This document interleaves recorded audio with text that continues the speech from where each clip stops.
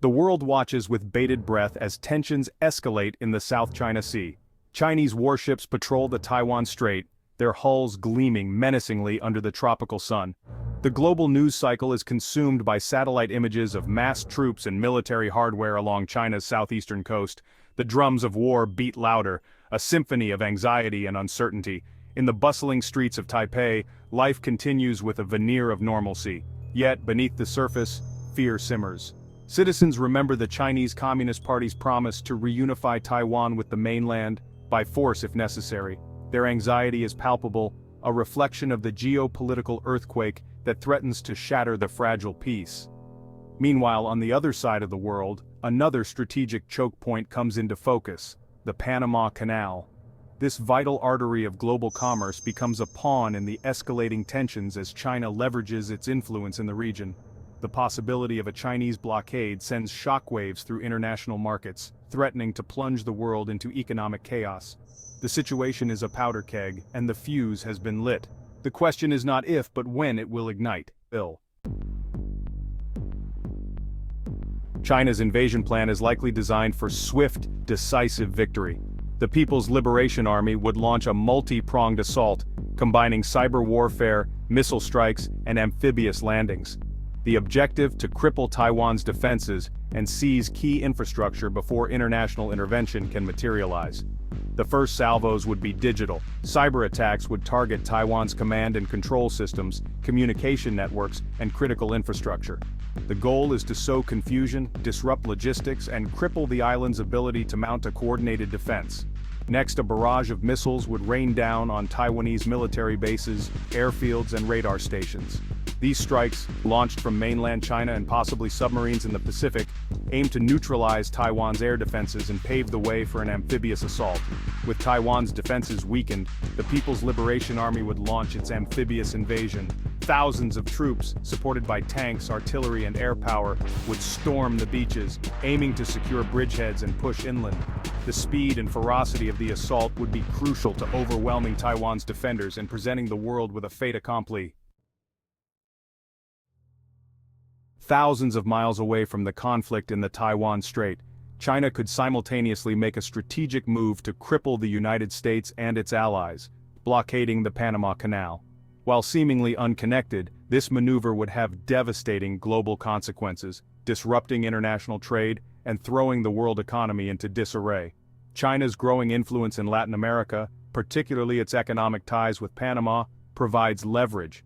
By exerting pressure on the Panamanian government, perhaps through economic coercion or by supporting political proxies, China could effectively halt traffic through the canal. The impact would be immediate and severe. The Panama Canal is a vital artery of global trade, facilitating the passage of goods between the Atlantic and Pacific Oceans. A blockade would disrupt the flow of everything from oil and natural gas to manufactured goods and agricultural products. The economic fallout from a simultaneous Chinese invasion of Taiwan and blockade of the Panama Canal would be swift and catastrophic. Global markets would plunge into turmoil as investors panic, sending shockwaves through every sector of the global economy. The most immediate impact would be felt in the energy markets. The disruption of oil and gas shipments through the Panama Canal would send prices soaring, leading to widespread shortages and crippling economic activity. Countries heavily reliant on energy imports, particularly in Europe and Asia, would face severe consequences. The ripple effects would be felt across all sectors. Supply chains, already strained, would collapse entirely as manufacturers struggled to secure raw materials and transport finished goods. Consumer prices would skyrocket, leading to widespread inflation and social unrest. The global economy, already grappling with various challenges, would be plunged into a deep recession, the likes of which haven't been seen since the Great Depression. The human cost of such an economic meltdown would be immeasurable, with millions facing unemployment, poverty, and hunger. Section 5. The American response: a triad of retaliation.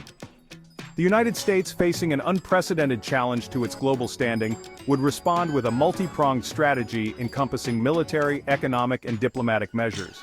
The response would aim to deter further Chinese aggression, defend its allies, and restore stability to the global order. Militarily, the U.S. would deploy its naval and air power to the region, aiming to break the blockade of the Panama Canal and provide support to Taiwan.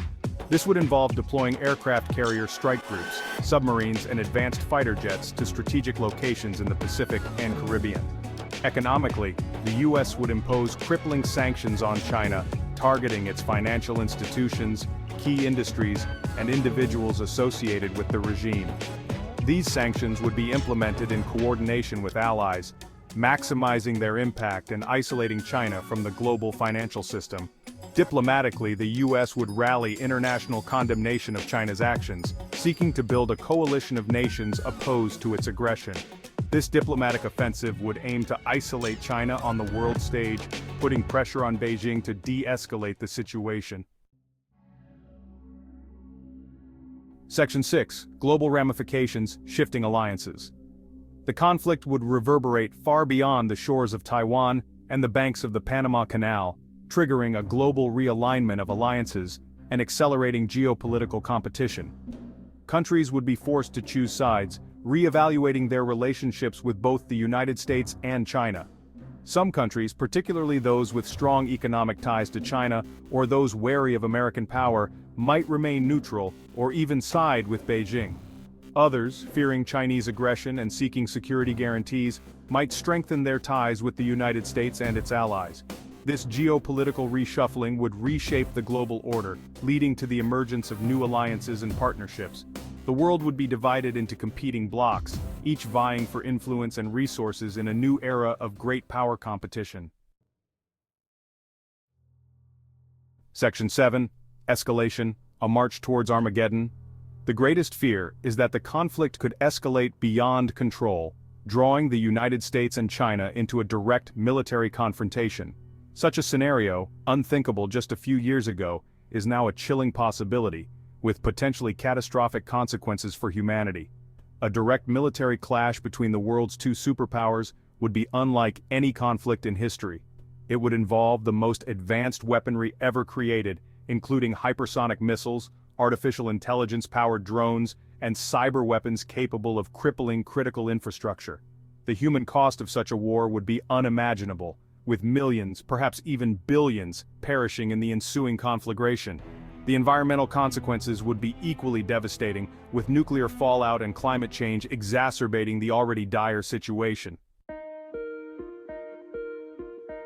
Section 8. Averting disaster, the path to peace. Despite the very real risks, there is still a narrow path to peace. Avoiding war requires a combination of diplomacy, deterrence, and a recognition of the catastrophic consequences of escalation. Dialogue remains crucial. Open lines of communication between Washington and Beijing are essential to de-escalate tensions and find a peaceful resolution. This requires both sides to engage in good faith, seeking common ground while acknowledging each other's core interests. Deterrence is equally important. The United States and its allies must present a credible military deterrent to discourage further Chinese aggression. This requires maintaining a strong military presence in the region, strengthening alliances, and demonstrating a willingness to defend their interests. Finally, both sides must recognize that the costs of a major conflict far outweigh any potential gains. The specter of nuclear war, with its apocalyptic consequences, should serve as a stark reminder of the need for restraint and diplomacy. Section 9. The stakes: freedom, prosperity, and world order.